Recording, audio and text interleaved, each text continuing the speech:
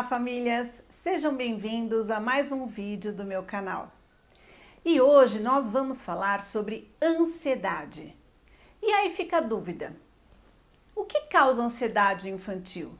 Como identificar os sintomas de ansiedade numa criança? Até que ponto a ansiedade pode se tornar um problema? Então, se você conhece alguma criança ansiosa, fica aqui comigo até o final, que você vai receber muitas dicas sobre o tema.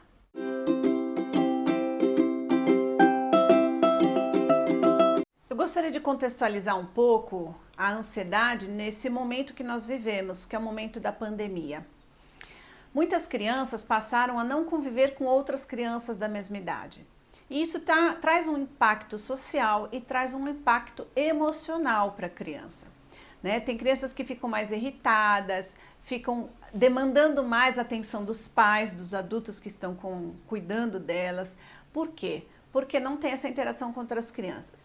Aquelas famílias que possuem irmãos, que tem mais de um filho, essas crianças ainda interagem um pouco mais, mesmo que seja com o irmão, até se for de uma idade muito próxima. Essa interação acontece de uma forma mais interessante para a criança. Se é uma idade muito diferente, já fica um pouquinho mais difícil essa interação no brincar. Mas de qualquer forma, a pior situação acaba ficando para os filhos que são únicos, porque eles não têm essa interação, não têm irmão, E eu percebo que muitas famílias estão deixando essas crianças muitas horas na frente da televisão, do tablet, do celular ou do videogame. E ok, videogame, tablet, celular fazem parte, nós não podemos impedir as crianças de utilizar, porém tem que ser com equilíbrio, É recomendado de 1 a 2 horas por dia o uso da tecnologia. E aí nós temos um agravamento. Com as escolas em aula online, a criança já fica muitas horas na frente da tecnologia. E aí depois ela ainda quer brincar, jogar um videogame e fica mais tempo ainda na frente do videogame. Então, nós estamos percebendo que as crianças estão realmente ansiosas. E é por isso que é necessário que as famílias introduzam algumas atividades que possam facilitar a criança a gerenciar melhor essa emoção, que é a ansiedade. Quando falamos de ansiedade, precisamos falar também de uma emoção, que é o medo. Ansiedade e medo andam de mãos dadas, e é por isso que nós precisamos abordar a emoção medo aqui hoje. As crianças sentem vários medos. Eles podem ter medo de escuro, medo de água, medo de inseto, como por exemplo aranha ou barata, medo de não ser bem aceito pelos amigos, medo de passar vergonha porque está com alguma roupa que eles estão inseguros de vestirem. A criança, ela pode sentir vários medos e esses medos, eles vão sendo modificados ao longo do seu desenvolvimento. Quando chegar na adolescência, por exemplo, ele pode ter medo de não ser aceito pelos pares, pelos jovens da mesma idade. Então, são medos que vão acontecendo ao longo da vida. Nós adultos também temos medos, Medos da mudança de emprego, medos de iniciarmos talvez um novo relacionamento, terminarmos um relacionamento, medo de fazer a escolha errada, tomar uma decisão errada em alguma situação de conflito. Então, medo é uma coisa que permeia a nossa vida o tempo todo. Então, como saber quando esse medo se torna um problema? Quando esse medo passa da sua normalidade e vira um medo patológico a ponto de criar uma ansiedade também patológica. O medo se torna patológico a partir do momento que impede a criança de ter uma rotina normal na sua vida. Então, a impede de ir à escola, crianças que não conseguem ir para a escola choram, desenvolvem uma ansiedade muito alta a ponto de entrar em sofrimento. Crianças que não conseguem manter uma rotina esportiva, não conseguem participar de um campeonato, um torneio. Crianças que em dia de prova, por exemplo, passam mal. Então, quais seriam os sintomas e sinais que nós podemos perceber na criança que a sua ansiedade está alta? Para identificar os sinais que a criança possa manifestar da ansiedade, eu gostaria de chamar a atenção para 3 efeitos na vida dessa criança. Um é em torno dos pensamentos. Os pensamentos giram sempre em torno de um mesmo tema ou de uma mesma preocupação. Então, ou é medo de ladrão, ou é medo dos pais não voltarem mais para casa, ou é medo de acontecer algum acidente. Então, a criança tem sempre pensamentos que são pensamentos catastróficos, né, de que algo ruim vai acontecer, né, uma preocupação com o futuro, com algo que possa vir a ocorrer. O segundo efeito seria as reações fisiológicas. Num primeiro momento, há o pensamento. Num segundo, o desencadeamento de reações no próprio corpo. Então, a criança pode manifestar sua dor na mão, ela pode ficar com uma compulsão alimentar, querer comer mais, ou ela pode perder apetite e não sentir vontade de comer. Ela pode também ter uma taquicardia, o coração dela pode disparar, ela se sente mais acelerada. Ela pode sentir também um pouco de náusea, né? Até vômito. Algumas crianças manifestam dor de barriga, né? Com quadro de diarreia. Então, são sintomas de que essa criança está com uma ansiedade alta. E o terceiro efeito e último que eu gostaria de colocar é do comportamento, porque a gente começa a notar que essa criança, mediante esses pensamentos e essas reações fisiológicas, ela muda alguns comportamentos. Então, ela começa às vezes a ter um ritual de proteção, ela quer toda hora estar de mão dada com a mãe ou com o pai. Ela, de repente, ela começa a comer, como eu já disse, compulsivamente, né? E ela não tinha essa manifestação antes. Então, são mudanças de comportamento, né, que a criança pode apresentar. Ela pode não querer mais ir para a escola, né, relatar o medo de sair de casa ou de estar dentro do carro. Ela pode começar a manifestar comportamentos que ela antes não manifestava. Então, os pais precisam ficar atentos, não só os pais, a família toda, ficar atento sobre essas modificações no comportamento da criança. E como nós podemos ajudar as nossas crianças a lidar com a ansiedade? Existe todo um trabalho que eu não sei se você já ouviu falar, mas que se chama Mindfulness. E Mindfulness, a tradução mais ou menos ao pé da letra, significa atenção plena. E isso tem a ver com nós colocarmos a nossa atenção totalmente no momento presente, com foco total, atenção plena neste momento em que vivemos. Isso porque a ansiedade, ela é caracterizada por preocupações. Eu me preocupo com algo que ainda não aconteceu, talvez nunca aconteça, mas são pensamentos que ficam na minha mente e eu fico lá remoendo esses pensamentos. Esse tipo de funcionamento cerebral, ele precisa de intervenções práticas para que a pessoa aprenda a gerenciar melhor os seus pensamentos, automaticamente também as suas emoções e a partir das emoções as sensações corporais, as sensações físicas que estão em constante interação. Então, pensar, sentir e agir, né? O comportamento como consequência dessa linha de raciocínio. Então, o Mindfulness vai ajudar a criança a perceber os seus pensamentos, em primeiro lugar, a trazer os pensamentos para o momento presente, focar no momento presente, aliviar essa reverberação mental, fica aqui, né? Ruminando.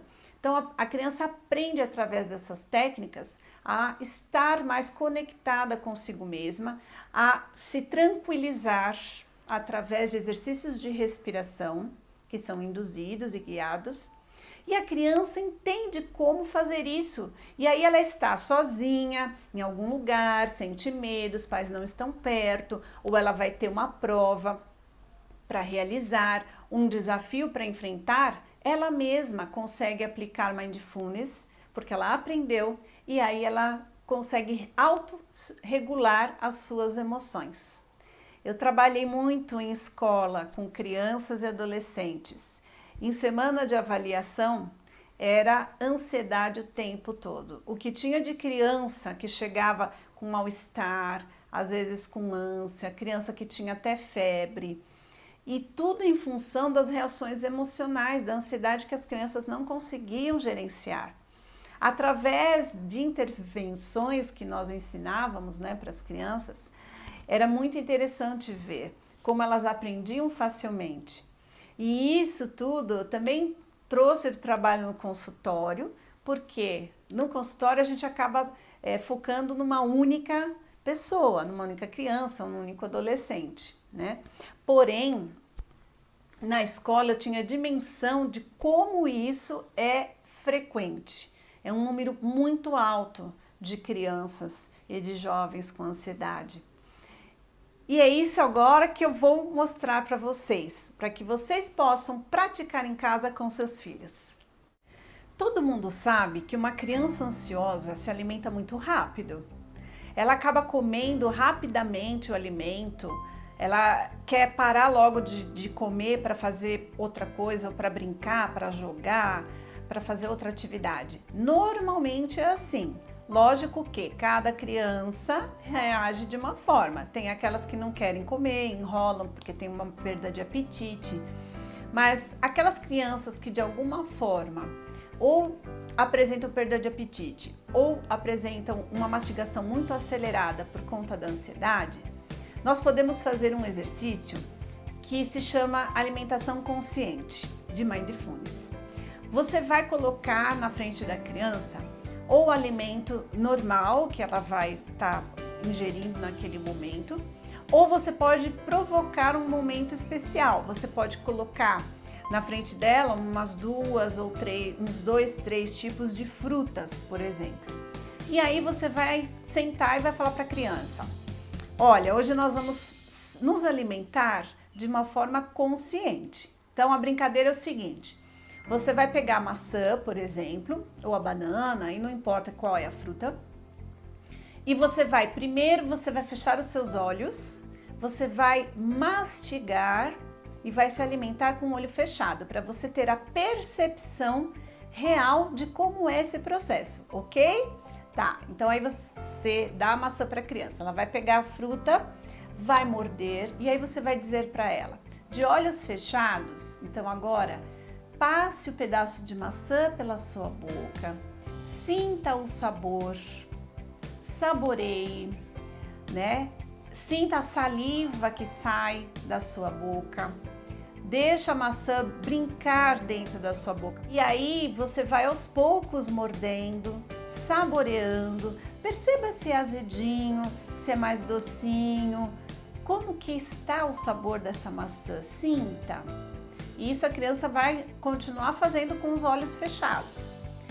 E aí, depois de mais ou menos uns 20 segundos, você fala para ela, agora você vai engolir e vai perceber a maçã descendo pela sua garganta, sentindo todo esse processo, ela indo lá para o seu estômago, né? E nesse momento, você fala para a criança, pode abrir os olhos, né? Depois que ela fizer todo esse movimento e tal.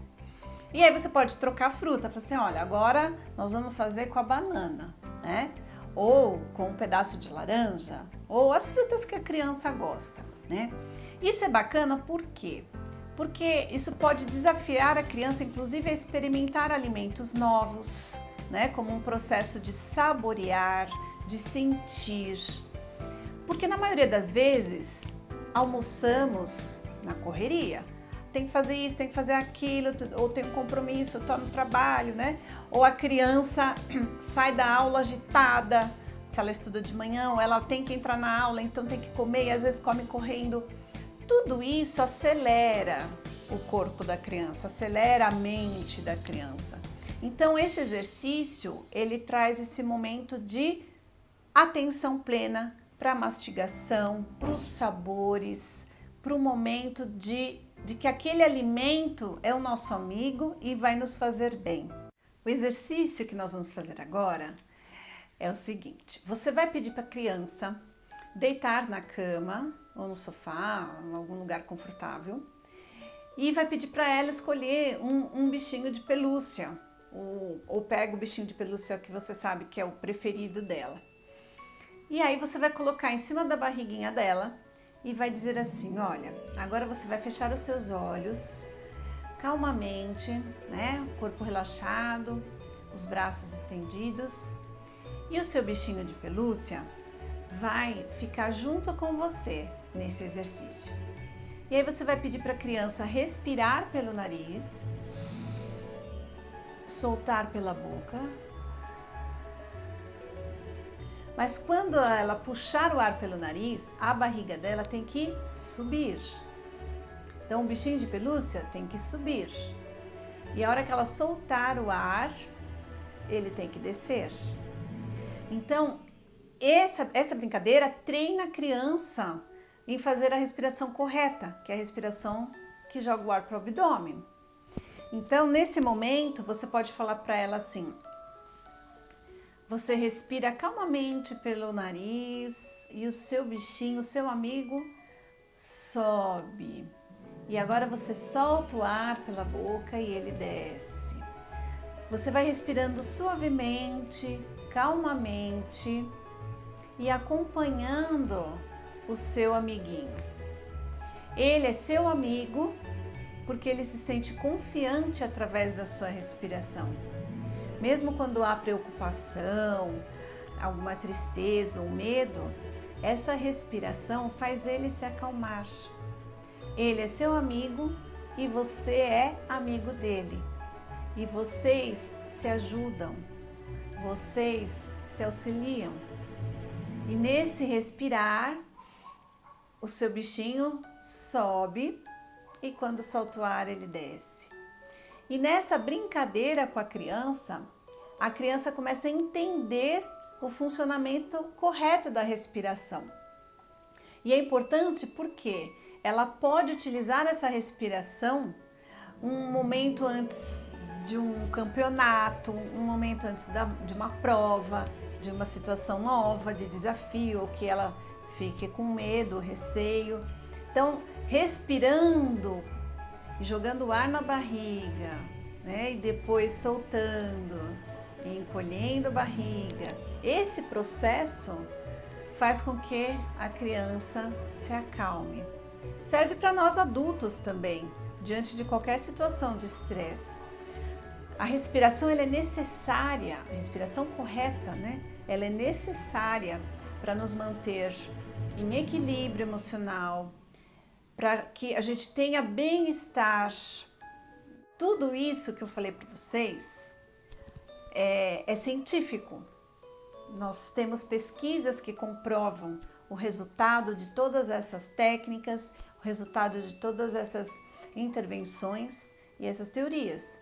Então, não é achismo, não é autoajuda, não, é ciência.